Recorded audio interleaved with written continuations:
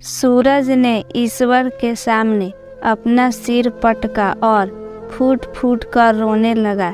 ईश्वर से कहने लगा कि ईश्वर, यह जीवन तो कभी भी खत्म हो जाएगा, लेकिन प्यार हमेशा जीवित रहेगा। अगर आप मुझे मेरा प्यार नहीं दे सकते हैं तो कोई बात नहीं, आप मुझे अपने पास बुला लीजिए। मैं अब नीलकमल के बिना एक भी पल नहीं रह पाऊंगा। कौन जाने वह कहाँ होगी, किस हाल में होगी। मुझे उसकी बहुत याद आ रही है, उसकी बहुत फिक्र हो रही है। आप चाहे तो कुछ भी कर सकते हो।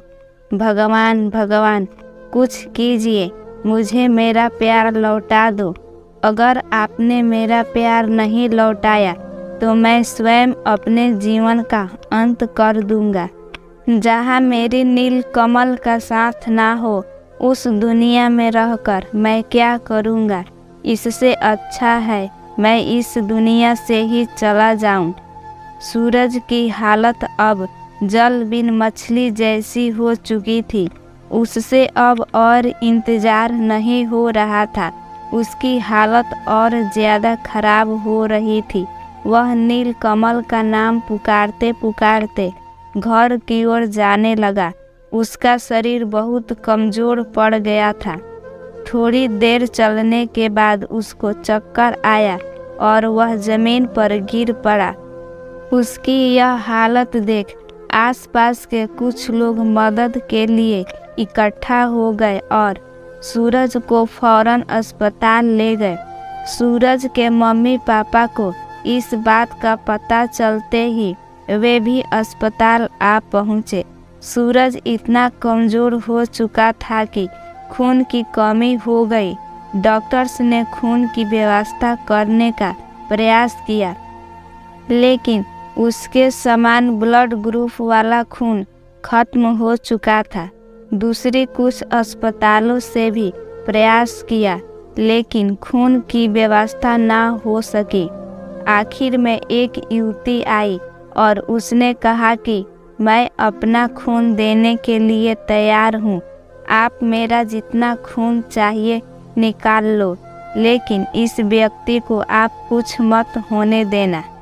डॉक्टर ने युवती की सहमति से सूरज को खून देने की व्यवस्था की। कुछ देर बाद सूरज को होश आया। सूरज ने अपनी आंखें खोली तो अपनी नज़रों के सामने नीलकमल को पाया। नीलकमल को देखकर सूरज की जान में जान आई। नीलकमल और सूरज कुछ देर तक एक दूसरे को प्यार भरी नज़रों से निहारते रहे और दोनों की आंखों से अश्रु की धाराएं बहने लगी। दोनों ने एक दूसरे के आंसू पोंछे। सूरज ने नीलकमल से पूछा, तुम मुझे छोड़कर कहाँ चली गई थी? मेरी एक भी बार तुम्हें याद नहीं आई? मैं तुम्हारे हृदय में बसी हूँ। मैं सदैव तुम्हारे निकट ही रहूँगी। दरअसल बात यह थी कि मेरे पापा को यह बात किसी से पता चल गई थी कि मैं और तुम एक दूसरे से प्रेम करते हैं। मेरे पापा ने मेरे लिए पहले से ही एक रिश्ता तय कर लिया था।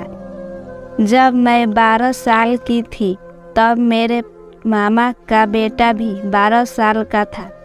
मेरे मामा ने और मेरे पापा ने निश्चय किया था कि ये दोनों बड़े होंगे तो इनका हम विवाह करा देंगे। यह बात मुझे नहीं पता थी। मैंने विवाह के लिए इनकार कर दिया। फिर मेरे पापा ने मुझे थप्पड़ मारा और मेरा मोबाइल मुझसे छीन लिया और मेरे मामा के गांव में मुझे ज़बरदस्ती ले गए। मैंने उनको बहुत समझाया, मम्मी ने भी बहुत समझाया, लेकिन उन्होंने किसी की बात नहीं सुनी। मैं तुम्हें रोज़ याद करती। एक भी पल ऐसा नहीं होगा कि मैंने तुझे याद ना किया हो। हर पल मेरी सांसों में सिर्फ तुम्हारा नाम था और हमेशा रहेगा। हम शरीर से अलग थे, लेकिन दिल से एक दूसरे के पास थे और हमेशा रहेंगे। इस वजह से मैं तुमसे दूर चली गई थी। मुझे एक कमरे में बंद कर दिया गया था। एक दिन पापा के घर के बाहर जाने के बाद मैंने तुम्हें कॉल करना चाहा, लेकिन पापा ने देख लिया, इसलिए मैं नहीं कर पाई। पापा ज़बरदस्ती मेरे मामा के बेटे से मेरा विवाह कराना चाहते हैं।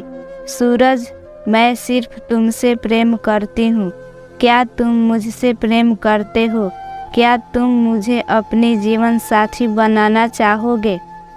अगर तुम्हारी हाँ है तो अगले महीने की 28 तारीख को मेरा विवाह है। उसको तुम कुछ भी करके रोक लो। मैं तुम्हारे सिवा किसी के साथ विवाह नहीं करूँगी।